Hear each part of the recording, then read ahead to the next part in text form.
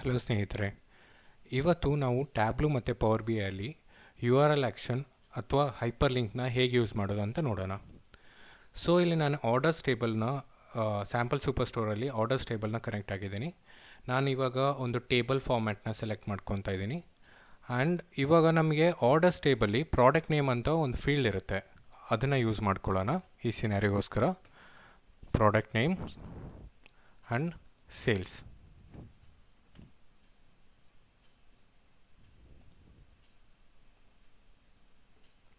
Sort ಮಾಡ್ಕೊಳ್ಳೋಣ.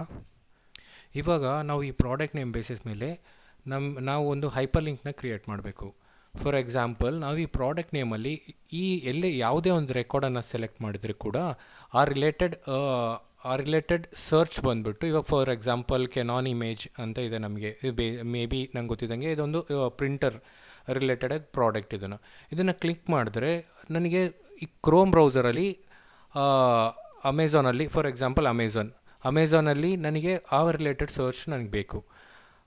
And ನಾನು ಇವಾಗ ಯಾವುದೊಂದು ರ್ಯಾಂಡಮಾಗಿ ಇವಾಗ ನಮಗೆ ನಾನೆಲ್ಲ ನೋಡಿದೆ ಸ್ಯಾಮ್ಸಂಗ್ ಗ್ಯಾಲಾಕ್ಸಿ S4 ಇದೆ. ಇದನ್ನು ಕ್ಲಿಕ್ ಮಾಡಿದರೆ ನನಗೆ ಕ್ರೋಮ್ ಬ್ರೌಸರಲ್ಲಿ ಗ್ಯಾಲಾಕ್ಸಿ S4 ಆಗಿ, ಅಮೆಝಾನಲ್ಲಿ ಗ್ಯಾಲಾಕ್ಸಿ S4 ಬಗ್ಗೆ ಸರ್ಚ್ ಬೇಕು.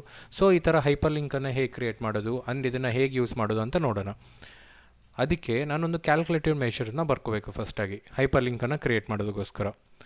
ಸೊ ರೈಟ್ ಕ್ಲಿಕ್ ಮಾಡಿಬಿಟ್ಟು ಒಂದು ಕ್ಯಾಲ್ಕುಲೇಟರ್ ಮೆಷರನ್ನು ತೊಗೊಂಡೆ.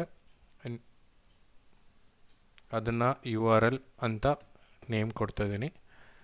ಶಿಫ್ಟ್ ಎಂಟರ್ ನ್ಯೂ ಲೈನಿಗೆ. ಸೊ ನನಗೆ ಫಸ್ಟ್ ಬಂದುಬಿಟ್ಟು ಅಮೆಝಾನ್ URL ಬೇಕು. ಫಾರ್ ಎಕ್ಸಾಂಪಲ್, ನಾನು ಅಮೆಝಾನಲ್ಲಿ ಮೊಬೈಲ್ಸ್ನ ಸರ್ಚ್ ಮಾಡ್ತಿದ್ರೆ ಅದೊಂದು URL ಕ್ರಿಯೇಟ್ ಮಾಡುತ್ತೆ. ಮೊಬೈಲ್ಸ್ ರಿಲೇಟೆಡಾಗಿ ಸರ್ಚ್ ಮಾಡಿ ಇಲ್ಲಿ ಅಬ್ಸರ್ವ್ ಮಾಡಿದೆ ಮೊಬೈಲ್ಸ್ ಅಂತ ಬಂದಿದೆ. ಇವಾಗ ಫಾರ್ ಎಕ್ಸಾಂಪಲ್ ನಾನು ಇಲ್ಲಿ ಚಾರ್ಜರ್ಸ್ನ ಸರ್ಚ್ ಮಾಡ್ತಿದ್ರೆ ಇಲ್ಲಿ ಚಾರ್ಜರ್ಸ್ ಅಂತ ಬರ್ತಿದೆ. ಸೊ ಇದನ್ನು ಕಾಪಿ ಮಾಡ್ಕೊಳ್ಳೋಣ ಈ URL ಅನ್ನು. ಇಲ್ಲಿ ಬಂದುಬಿಟ್ಟು ಈ ಕ್ಯಾಲ್ಕುಲೇಷನಲ್ಲಿ ಇದು ನಂಗೆ ಒಂದು ಸ್ಟ್ರಿಂಗ್ ಫಾರ್ಮ್ಯಾಟಲ್ಲಿ ಪೇಸ್ಟ್ ಮಾಡ್ತಾಯಿದ್ದೀನಿ. ಡಬಲ್ ಕೋಟ್ಸ್ ತೊಗೊಂಡೆ ಆ್ಯಂಡ್ ಪೇಸ್ಟ್ ಮಾಡಿದೆ. ಆ್ಯಂಡ್ ನನಗೆ ಚಾರ್ಜರ್ಸ್ ಈಕ್ವಲ್ ಟು ಆದಮೇಲೆ ಚಾರ್ಜರ್ಸ್ ಅಂತಿದೆ. ಇದು ಯಾಕಂದರೆ ಇದು ವೇರಿಯಬಲ್, ಇದು ಚೇಂಜ್ ಆಗ್ತಾ ಇರುತ್ತೆ. ಇಲ್ಲಿ ನಾನು ಇಲ್ಲಿ ಕ್ಯಾನಾನ್ ಸೆಲೆಕ್ಟ್ ಮಾಡಿದಾಗ ಇಲ್ಲಿ ಕ್ಯಾನಾನ್ ಬರಬೇಕು. ಇಲ್ಲಿ ನಾನು ಆವಾಗಲೇ ಸ್ಯಾಮ್ಸಂಗ್ ಗ್ಯಾಲಾಕ್ಸಿ ಸೆಲೆಕ್ಟ್ ಮಾಡಿದೆ ಅಂದ್ಕೊಳ್ಳಿ, ಅದನ್ನು ಸೆಲೆಕ್ಟ್ ಮಾಡಿದಾಗ ಇಲ್ಲಿ ಸ್ಯಾಮ್ಸಂಗ್ ಗ್ಯಾಲಾಕ್ಸಿ ಬರಬೇಕು. ಸೊ ಈ ಪಾರ್ಟ್ ಬಂದುಬಿಟ್ಟು ಕಾನ್ಸ್ಟೆಂಟ್ ಅಲ್ಲ, ಇದು ನಮಗೆ ಚೇಂಜ್ ಆಗ್ತಾ ಇರುತ್ತೆ. ಸೊ ಅದನ್ನು ರಿಮೂವ್ ಮಾಡಿದೆ. ನನಗೆ ಯಾವ ಥರ ಬೇಕು ಅಂತಂದರೆ, ಇವಾಗ ಪರ್ಟಿಕ್ಯುಲರ್ ಆಗಿ ಇದನ್ನು ಸೆಲೆಕ್ಟ್ ಮಾಡಿದಾಗ ಅಲ್ಲಿ ಈ ಪ್ಲೇಸಲ್ಲಿ ಆ ರೆಕಾರ್ಡ್ ಬರಬೇಕು. ಅದನ್ನು ಹೇಗೆ ಅಚೀವ್ ಮಾಡಬೇಕು ಅಂತಂದರೆ ಕಂಕ್ಯಾಟ್ ಮಾಡ್ಕೊಳ್ಳೋಣ. ಸಿಂಪಲ್ ಕಂಕ್ಯಾಟಿಗೆ ಸಿಂಗಲ್ ಆಂಪ್ಲಿಸೆಂಟ್ ಆಪ್ರೇಟರ್ನ ಯೂಸ್ ಮಾಡ್ತೀವಿ. ಇಲ್ಲಿ ಟ್ಯಾಬ್ಲ್ಯೂ ಅಲ್ಲಿ ಪ್ಲಸ್ ಸಿಂಬಲನ್ನು ಯೂಸ್ ಮಾಡ್ತೀವಿ. ಇಲ್ಲಿ ಡಬಲ್ ಆಂಪ್ಲಿಸೆಂಟ್ ಯೂಸ್ ಮಾಡಿದೆ, ಅದು ಲಾಜಿಕಲ್ ಆಪ್ರೇಟರ್ ಆಗುತ್ತೆ. ಸೊ ಇಲ್ಲಿ ಸಿಂಗಲ್ ಆಂಪ್ಲಿಸೆಂಟ್ ಆಪ್ರೇಟರ್ನ ಯೂಸ್ ಮಾಡಿದ್ದೀನಿ. ಆ್ಯಂಡ್ ನಮಗೆ ಇದು ನಾವು ಮೇಜರ್ನ ಸೆಲೆಕ್ಟ್ ಮಾಡಿರೋ ಕ್ಯಾಲ್ಕುಲೇಟೆಡ್ ಮೇಜರ್ ಇಲ್ಲಿ. ಸೊ ಡೈರೆಕ್ಟಾಗಿ ಪ್ರಾಡಕ್ಟ್ ನೇಮ್ನ ಪುಲ್ ಮಾಡೋಕ್ಕಾಗಲ್ಲ, ಯಾಕಂದರೆ ಮೇಜರ್ಸಲ್ಲಿ ನಾವು ಯಾವುದೇ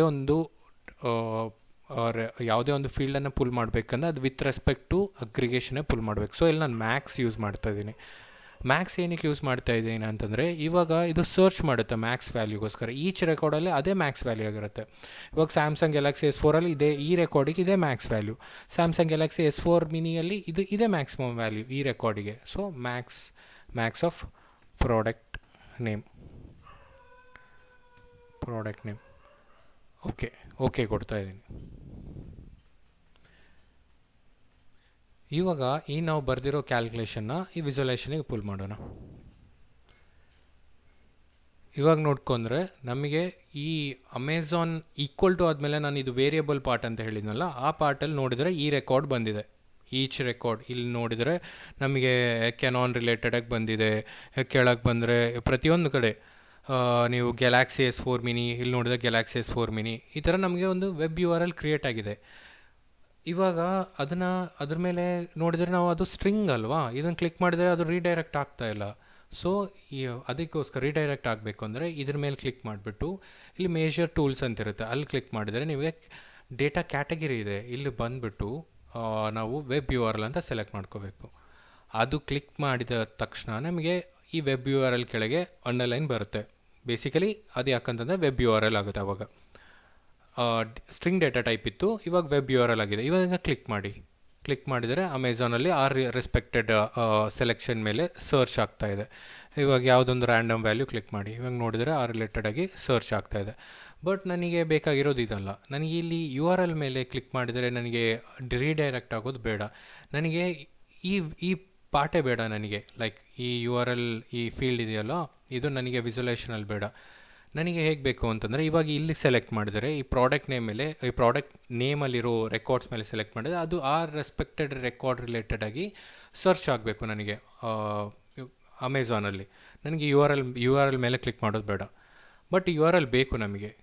ಅದೇನಕ್ಕೆ ಅಂತಂದರೆ, ಇವಾಗ ರೈಟ್ ಕ್ಲಿಕ್ ಮಾಡಿಬಿಟ್ಟು ಇವಾಗ ಪ್ರಾಡಕ್ಟ್ ನೇಮ್ ಮೇಲೆ ರೈಟ್ ಕ್ಲಿಕ್ ಮಾಡಿ ಇಲ್ಲಿ ನೋಡಿದ್ರೆ ಕಂಡೀಷ್ನಲ್ ಫಾರ್ಮ್ಯಾಟಿಂಗ್ ಇರುತ್ತೆ. ನಮಗೆ ಅಲ್ಲಿ ವೆಬ್ URL ಸೆಲೆಕ್ಟ್ ಮಾಡ್ಕೊಳ್ಳಿ. ಇವಾಗ ನಾವು ಬರೆದಿರೋ ಫೀಲ್ಡ್ ಇದೆಯಲ್ಲ URLs ಅಂತ, ಅದನ್ನು ಸೆಲೆಕ್ಟ್ ಮಾಡ್ಕೊಳ್ಳಿ. ಓಕೆ ಕೊಡಿ. ಓಕೆ ಕೊಟ್ಟಿದ ತಕ್ಷಣ ಇಲ್ಲಿ ಅಂಡರ್ಲೈನ್ ಬರ್ತಾ ಇದೆ. ಸೊ ಇದು ವೆಬ್ URL ಇದೆ ಈ ಪ್ಲೇಸಲ್ಲಿ. ಇವನ್ನ ಕ್ಲಿಕ್ ಮಾಡಿ.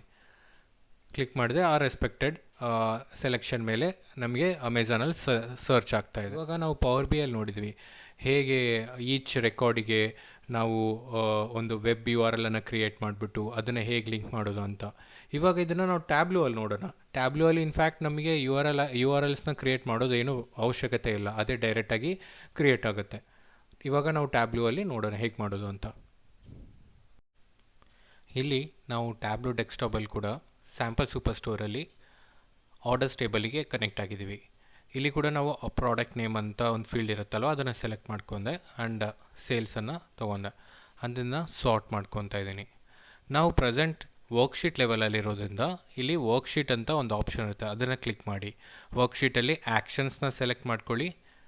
ಇವಾಗ ಆ್ಯಡ್ ಆ್ಯಕ್ಷನಲ್ಲಿ ನಮಗೆ 6 ಟೈಪ್ ಆಫ್ ಆ್ಯಕ್ಷನ್ಸ್ ಇರುತ್ತೆ. ಅದರಲ್ಲಿ ನಮಗೆ ಬೇಕಾಗಿರೋದು ಗೋ ಟು URL ಆ್ಯಕ್ಷನ್, ಅದನ್ನು ಸೆಲೆಕ್ಟ್ ಮಾಡಿ.